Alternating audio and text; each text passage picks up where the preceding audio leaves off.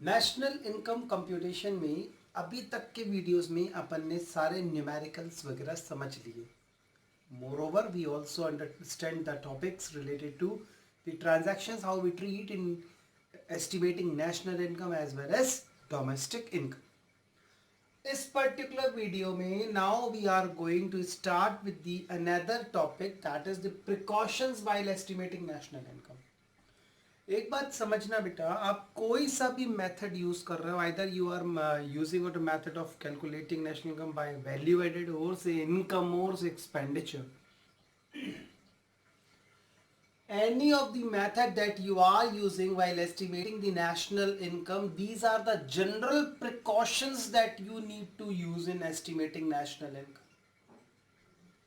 ये question weightage 4 marks तक का हो सकता है, डिपेंड आपको जिस पर्टिकुलर मेथड के बारे में पूछा जाएगा उसकी केवल लैंग्वेज में फ्रेम करना है. Moreover points are main, key points are same. ठीक है, समझते हैं हम वो कौन कौन सी चीजें जिनको हमें नेशनल इनकम को एस्टिमेट करते समय ध्यान रखना है बेटा. सबसे पहला point, any kind of transfer income और पेमेंट नेवर रिकॉर्डेड. अब यही चीज अगर एक्सपेंडिचर होती तो हम वहां बोलते ट्रांसफर पेमेंट, इनकम मेथड आ गया तो हम बोलेंगे ट्रांसफर इनकम. ठीक है, तो any kind of transfer income और payment are never recorded in estimating national income. National income को रिकॉर्ड करते समय कभी भी ट्रांसफर इनकम या पेमेंट रिकॉर्ड नहीं होता. सबसे पहले वीडियो में अपन लोगों ने फैक्टर इनकम और ट्रांसफर इनकम वाली चीजें पढ़ी थी, तो अपन ने उसमें पढ़ा था कि फैक्टर इनकम एक अर्निंग कंसेप्ट है, ट्रांसफर इनकम एक रिसीविंग कंसेप्ट है. तो फैक्टर नेचर हमारे नेशनल इनकम कंप्यूटेशन में रिकॉर्ड होता है, ट्रांसफर नेचर कभी भी नेशनल इनकम में रिकॉर्ड नहीं होता. आगे बढ़ रहा हूं. किसी भी प्रकार का विंडफॉल गेन, एक एकदम सडन लॉटरी लगना, एकदम आपने शेयर्स में इन्वेस्ट करे वहां से कोई इनकम जनरेट होना, है ना, विनिंग हॉर्स रेस, ये कभी भी रिकॉर्ड नहीं होते. क्यों नहीं होते बेटा? क्योंकि ये एक विंडफॉल गेन है, ये एक नॉन प्रोडक्टिव यूज है, नॉन प्रोडक्टिव एक्टिविटी है, इसको हम रिकॉर्ड नहीं करते हैं. आगे बढ़ते हैं.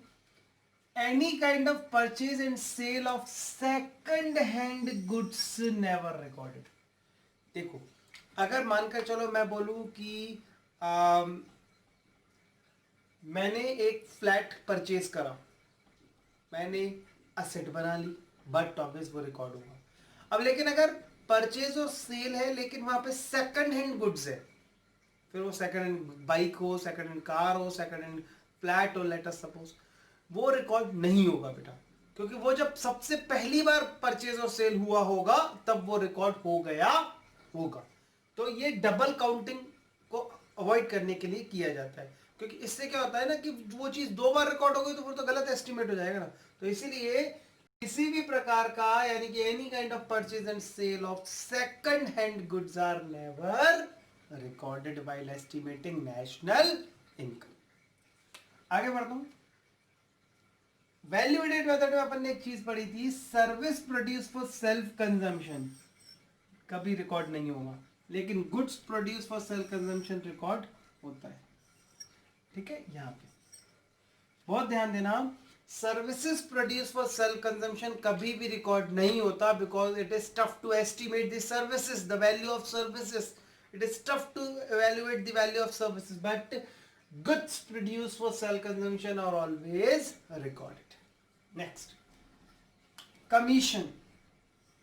Commission received will be recorded in estimating national income. Yes, मानकर चलो अगर मैं बोलूं कि मेरा एक सेल्स स्टाफ है और उसने अपनी बहुत अच्छा काम करा तो मैंने उसको बोनस दिया, मैंने उसको कमीशन दिया, ये रिकॉर्ड होता है. याद करो आप लोग, अपन ने कंपनसेशन ऑफ एम्प्लॉयज में wages and salary in cash में वाली चीज पढ़ी थी. तो किसी भी प्रकार का कमीशन है वो अर्निंग है भाई, उसने मेहनत करी है, ब्रोकरेज है. अच्छा, अब एक बात समझना. देखो, एक जगह अपन लोग कह रहे हैं second hand goods purchase sale record नहीं होता है ना, दूसरी जगह अपन ये कह रहे हैं कि कमीशन रिकॉर्ड होता है. थोड़ा ध्यान से समझना. एक कमीशन एजेंट की, एक ब्रोकर की अर्निंग क्या है भाई? ब्रोकर की अर्निंग तो ब्रोकरेज होगी ना, तो उसकी ब्रोकरेज कहां से आएगी? कहां से आएगी ब्रोकरेज? बट वो ब्रोकरेज अर्न कहाँ से करेगा, कोई सामान को सेल करके करेगा, तो उस ब्रोकर की तो अर्निंग है ना, उस ब्रोकर की तो अर्निंग है ना, उस कमीशन एजेंट की तो अर्निंग हो गई ना, वो रिकॉर्ड होती है, ठीक है। तो any kind of commission, brokerage and all will be recorded while estimating national income. Next, any kind of intermediate purchases are never recorded. हम लोगों ने अपने लास्ट वीडियो में आइटम्स इंक्लूडेड और एक्सक्लूडेड वाले में इस पॉइंट को बहुत अच्छे से समझा था। वैल्यू एडेड मेथड में इंटरमीडिएट कंजम्पशन के पॉइंट में भी अच्छे से समझा था। Any kind of intermediate purchases यानी कि रॉ मटेरियल खरीदना, इलेक्ट्रिसिटी चार्जेस एंड ऑल, ये कभी भी रिकॉर्ड नहीं होता क्योंकि अल्टीमेटली माइनस हो रहा है। Any kind of old age pension, ये थोड़ा सा जरूरी पॉइंट है पेंशन को लेकर। Old age pension are never recorded, retirement pension are recorded. Retirement pension एक फैक्टर वाली बात आ जाती है, एक फैक्टर नेचर की चीज है इसलिए वो रिकॉर्ड होती है। ओल्ड एज पेंशन एक ट्रांसफर नेचर का चीज है इसलिए वो रिकॉर्ड नहीं होता। Purchase and sale of bonds and shares, बिल्कुल इस वाले पॉइंट से रिलेटेड है थोड़ा ये। Purchase and sale of bonds or shares are never recorded, nor even any kind of income generated through these source recorded. मतलब अगर मैं बोलूँ मैंने कोई शेयर्स अगर परचेज करे थे, उसको सेल करके इनकम जनरेट हुई है, वो भी रिकॉर्ड नहीं होगा। देखो यहाँ पे दोनों चीजें, purchase and sale of bonds and shares are never recorded, nor even the income generate from these source are also recorded. तो इनकम भी जनरेट जो इनकी हो रही होगी वो भी रिकॉर्ड नहीं होगी बेटा, ठीक है। तो ये कुछ जनरल प्रिकॉशंस है राजा वाइल एस्टिमेटिंग नेशनल इनकम। आप ये किसी भी मेथड में लिख सकते हो, लेकिन बस जो मेथड का नाम आएगा उसकी लैंग्वेज के हिसाब से आपको, नेचर के हिसाब से आपको लिखना है। तो these are the general precautions. 1 2 3 4 5 6 7 8 total precautions basically हमको बोर्ड पे दिख रहे हैं। 1 2 3 4 5 6 7 एंड 8। आपको ये 8 प्रिकॉशंस लिखने, आप किसी मेथड में लिखो, आंसर एप्लीकेबल होगा। Thank you students. बढ़ते अपने नेक्स्ट टॉपिक की तरफ जिसका नाम है GDP deflator, generally known as price index also. बेटे अपन लोगों ने 11th क्लास में एक टॉपिक पढ़ा था स्टैटिस्टिक्स के अंदर, प्राइस इंडेक्स। इंडेक्स नंबर क्या है? हमारे इकोनॉमिक सिस्टम के अंदर आए हुए प्राइस लेवल के चेंजेस को मेजर करता है। इन्फ्लेशन बढ़ रहा है, डिफ्लेशन हो रहा है, तो ये किस परसेंट पर हो रहा है, कितने लेवल पर हो रहा है। जैसे फॉर एग्जांपल अगर मैं आपसे बोलूं कि जब मैंने मेरी 12th पास करी तो उस समय सपोज मेरी फीस थी, मानकर चलो कि एग्जांपल के लिए 3000 रुपीज़ या 2000 रुपीज़ पर मंथ, और आज के समय में फीस है मानकर चलो 6000 7000 रुपीज़ पर मंथ। तो काइंड ऑफ मतलब जो उसका नेचर में चेंजेस आया। गरीब हटाओ ये वाला वीडियो। स्टूडेंट्स बढ़ते हैं अपने नेक्स्ट टॉपिक की तरफ, जीडीपी डिफ्लेटर। बेसिक 3 मार्क्स का न्यूमेरिकल बेस्ड क्वेश्चन है, ये आ सकता है, ध्यान से समझे। जीडीपी डिफ्लेटर अपन लोगों ने स्टैटिस्टिक्स में 11th क्लास में एक टॉपिक पढ़ा था बेटा, index number. Basically index number है क्या? इंडेक्स नंबर एक ऐसा टूल था, उसमें अपन ने देखा था it is a tool which helps in measuring out the changes in the price level between two given periods. कोई भी 2 पर्टिकुलर ईयर के अंदर आए हुए प्राइस लेवल के चेंजेस को मेजर करता था वो index number. In the same pattern यहाँ पर अपने नेशनल इनकम अकाउंटिंग के अंदर भी अगर अपन देखें कि अगर हम बोलें कि नेशनल इनकम बढ़ रही है, देश की इनकम बढ़ रही है, तो क्या देश की इनकम का बढ़ना, जीडीपी का बढ़ना क्या इकोनॉमिक के वेलफेयर के पॉइंट ऑफ व्यू से है पूरा? नहीं।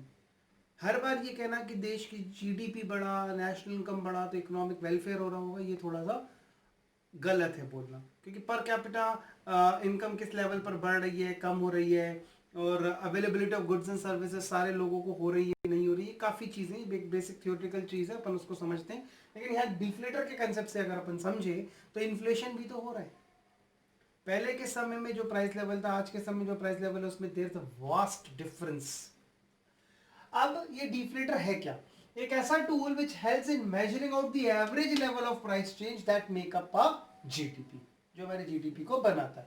मेजर करने का एक टूल है बेटा, जीडीपी डिफ्लेटर को मेजर करने का टूल है नॉमिनल अपॉन रियल इनटू 100।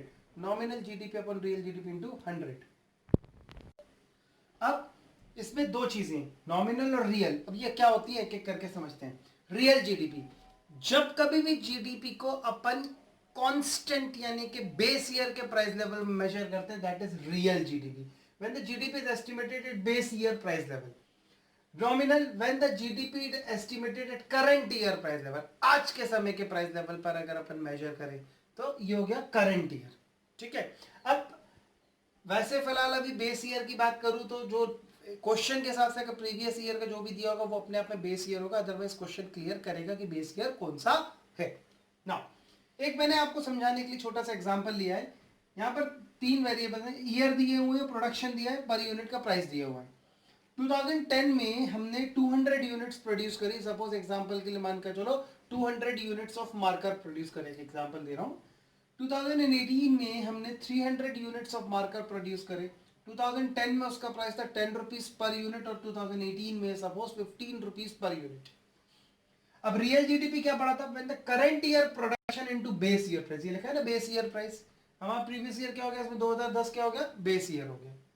तो प्रोडक्शन कितना है, 300 यूनिट्स. ये देख लो current year production into base year price. तो बेस ईयर में प्राइस क्या था, 10 रुपए. नॉमिनल जीडीपी क्या हो गया, करंट ईयर प्रोडक्शन ये रहा 300 units into current year price. ये देखो करंट ईयर प्राइस कितना है, 15. तो जब हमने यहाँ पे कैलकुलेट करा current year production into base year price, हमको मिल गया 3000 is our real GDP. Current year production into current year price 15 rupees से मल्टीप्लाई किया, आंसर आया 4500. तो अब ये प्राइस लेवल में तो चेंजेस आएंगे, ये तो दिख रहा है. अब आप एक जगह कह सकते हो सब प्रोडक्शन बढ़ गया, प्रोडक्शन बढ़ गया, जीडीपी क्या है, जीडीपी क्वांटिटी में काउंट कब से होने लगा, होता ही नहीं. जीडीपी तो मॉनेटरी वैल्यू है. The monetary value the final value of the goods and services produced in an economy bye entire production centres, इसको कहते हैं जीडीपी. तो जीडीपी तो मॉनेटरी वैल्यू है ना बेटा, क्वांटिटी में थोड़ी काउंट होगी. 200 से 300 हो गया सर, बहुत अच्छा देश हो रहा है, ऐसा नहीं होगा. प्रोडक्शन रेट जो बढ़ा उसके पीछे महंगाई भी तो बढ़ रही है, कहीं ना कहीं ये वाला पॉइंट भी तो आया. तो इसीलिए तो अब अगर हम देखें तो नॉमिनल जीडीपी आया 4500, रियल आया 3000. तो कायदे से डिफ्लेटर कैसे निकलेगा बेटा, इसको अपन प्राइस इंडेक्स भी कह सकते हैं. इंडेक्स नंबर में याद करो आप, current year price upon base year price करते थे, सेम का सेम लॉजिक जा रहा है 11th वाला पूरा यहाँ पे. तो डिफ्लेटर कैसे निकलेगा, nominal GDP upon real GDP into 100. तो नॉमिनल जीडीपी कितना आया था बेटा 4500, रियल कितना आया था बेटा 3000. 45/3000 into 100 दैट इज 150. यानी कि महंगाई 50% बढ़ गई, 100 के ऊपर जितना आएगा उतना बढ़ गई. इसका मतलब द जीडीपी डिफ्लेटर या price index is 150. Students price index दिया हुआ है इस पर्टिकुलर क्वेश्चन में हमें 125 रियल जीडीपी और हम दिया हुआ है हमें नॉमिनल निकालना है. Price index is 125, real GDP is 10,000. Calculate nominal GDP. Formula वही का वही, price index equals to nominal upon real into 100. तो 125 लिखा है प्राइस इंडेक्स के, प्राइस इंडेक्स और डिफ्लेटर एक ही चीज अभी हल बोला था ना. प्राइस इंडेक्स के 125, नॉमिनल की जगह नॉमिनल, रियल की जगह उसकी वैल्यू पुट अप कर दी, इनटू 100, आंसर निकाल लिया, क्रॉस मल्टीप्लाई करके 12,500. ये क्वेश्चन 1 मार्क में पूछ सकते हैं, 3 मार्क्स मैक्सिमम तक पूछ सकते हैं, इसके ऊपर इसका वेटेज मुश्किल हो जाता है. अगला question, if nominal GDP is 2650, price index is 126.19%, calculate real GDP. Price index मालूम है हमें, नॉमिनल अपॉन रियल इनटू 100 होता है, क्रॉस मल्टीप्लाई करा है, वैल्यू सब्स्टिट्यूट हुई है, रियल निकालना है तो रियल इधर चला गया, प्राइस इंडेक्स नीचे आ गया, यानी कि real GDP equals to nominal upon price index into 100. तो रियल जीडीपी है, नॉमिनल जीडीपी कितना गिवन है बेटा 2650, 2650 divide by 126.19 into 100, answer is 2100. तो ये एक्चुअली इंडेक्स नंबर शो क्या कर रहा है, ये हमारे इकोनॉमिक सिस्टम के अंदर आए हुए प्राइस लेवल के चेंजेस को या जीडीपी को मेकअप जो करता है उसके अंदर आए हुए चेंजेस को मेजर करता है. Thank you.